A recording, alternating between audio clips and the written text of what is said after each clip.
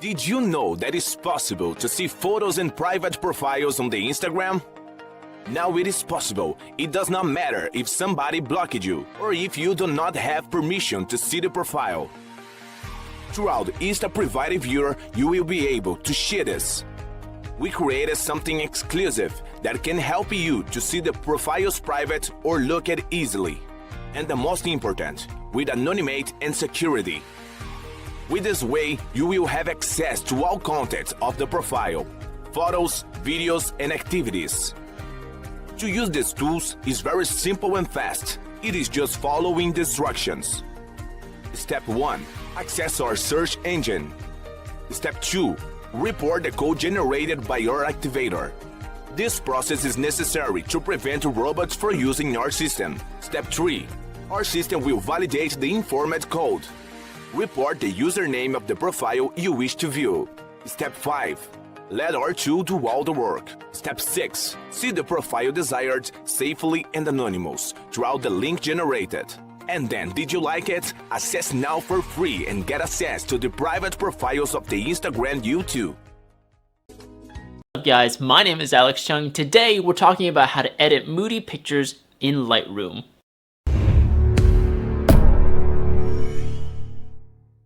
Now I'm sure that most of you guys have seen those really cool looking Instagram pictures that look like this, and this. And I'm sure you've thought to yourself, man, I wish I knew how they edited that photo. Well, I'm gonna be showing you exactly how, so let's jump right into the computer. Alright, now that we're in Lightroom, let's take a look at how we begin editing a moody picture. And first let's define what makes a picture quote-unquote moody. From the examples on their website, Moodygrams, that's their official Instagram page, you can go follow them there. You can see that in their posts, a lot of these pictures have really deep blacks and deep shadows.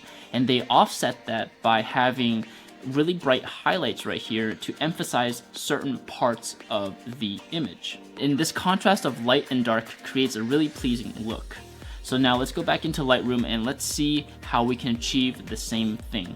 On the left here is a picture that I grabbed off their website, and it's a picture of New York City, and that's gonna be our reference picture right here. And on the right is a picture that I took when I went to Seattle, and this is of the Pike Marketplace. So first I'm going to go to over here to the highlights, and I'm gonna drop it down to -70.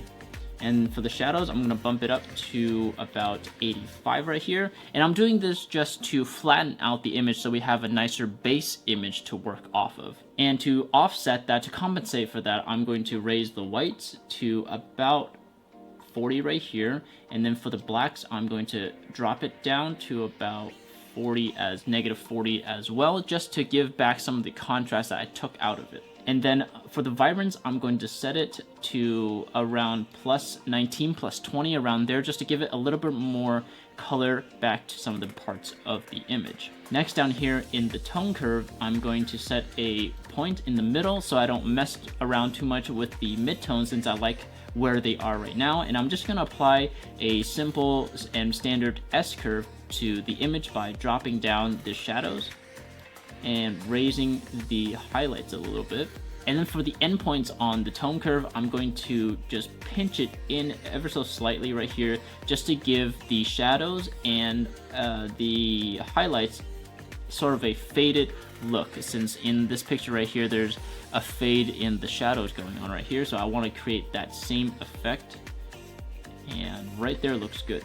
All right, moving on to the saturation panel, I'm going to drop the green to -100, the aquas to 100, and the purple and magenta, all of them to -100.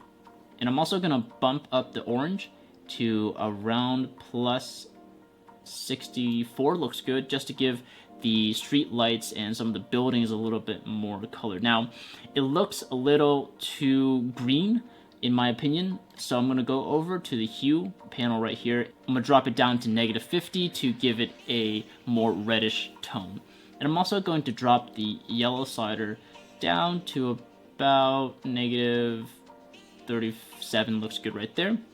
And for the blue, I'm going to make it a little bit more green, so I'm going to drag it down to -19, -20, around there. Looks good to me. Going down here to the split toning, I'm going to choose one of the preset colors that Lightroom provides for us. I'm going to choose that last one right here on the right, and it's automatically going to pick a color for me and set the saturation to 12%. That's fine right there, it looks good for me. And then in the shadows, I'm going to do the same thing with the preset color, the last one right here, and I'm going to actually bump the saturation up to 30%. And now you can see how the shadows right here give a little bit more of a bluish tint as well, and you can see it definitely in the sky as well, in the clouds, that in the picture right here they have this sort of bluish tint to the darker sky. Now, in order to really sell this moody tone, what you want to do is, in my picture right here, I have a really bright sky, and in this sky right here, it's really dark. So we want to sell it by dropping the exposure drastically. So in order to do that, we're going to use what's called a graduated filter right here, the box icon right here underneath the histogram. Give that a click, and then you're able to draw a new filter right here. So I'm going to click and drag anywhere on the screen. I'm just going to drag it from the top all the way down to about halfway into your image. So now the filter gives you a whole set of new options to change how the inside of the box looks like. So I'm going to go over here to the exposure and just drop it down to -1.67. Right around there just instantly creates this more of a moody look to the image. So what you can do is you can actually drag and reposition this filter right here by going over the little dot right here and clicking and dragging along the image to adjust how dark and where you want the filter to affect. So I'm gonna drag it to around right here, and that looks good for me. You can already see that the sky is being affected heavily. It's kind of matching what is going on here in the reference picture. I'm gonna turn it off and on. So this is before the filter and this is after the filter, and you can see right away that it gives that instant moody look to it. Another filter that you might want to add is something called the radio filter, and you can use it to increase the brightness of a certain part of the picture. So right here is radio filter, and for me, in my image, the part that I want to emphasize is the public market center sign. So I want to make the audience look at that part of the image instantly. So what you can do is draw a circle, and you can just draw it anywhere around the image, and then you can use the dot right in the center to reposition where you want this filter to go. So first things first, I'm gonna choose invert and feather out my filter all the way to 100% so that the filter is not as harsh. Next, we're gonna set the exposure to about 0.5, and I'm going to drop the highlights down to -100 and bump up the shadows to 100. And now, as you can tell already, you can see how much this public market center sign is being affected, how much more you can see it clearly. I'm going to turn it off. This is before, and this is after with the filter on. So right away you can just see how much this filter can help your image. And after you're done with that, just give the radio filter a click, and that'll close out that panel. And last but not least, what you want to do is go down to your lens correction panel right here, and you want to add sort of a vignette to the image. So I'm going to set my vignetting to around -80 right there should be good for me.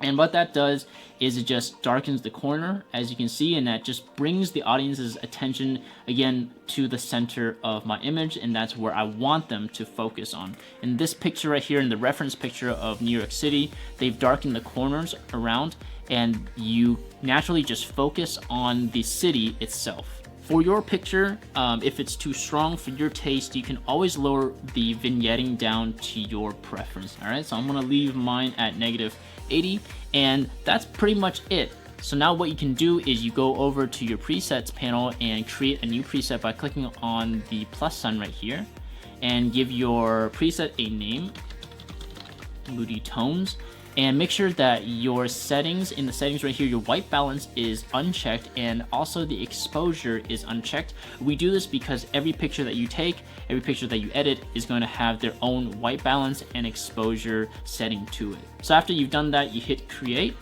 and that's gonna create a new preset for you, and then you can now use this on every picture that you want to apply to it. So here's a new picture that I took, and I'm just gonna put the preset that we just made, Moody Tones, right here, and it's gonna just apply what we did in the previous image onto this new image right here.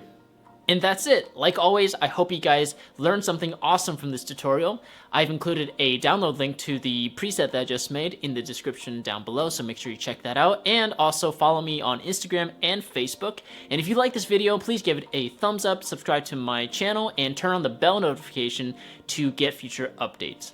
My name is Alex Chung, and I'll see you later.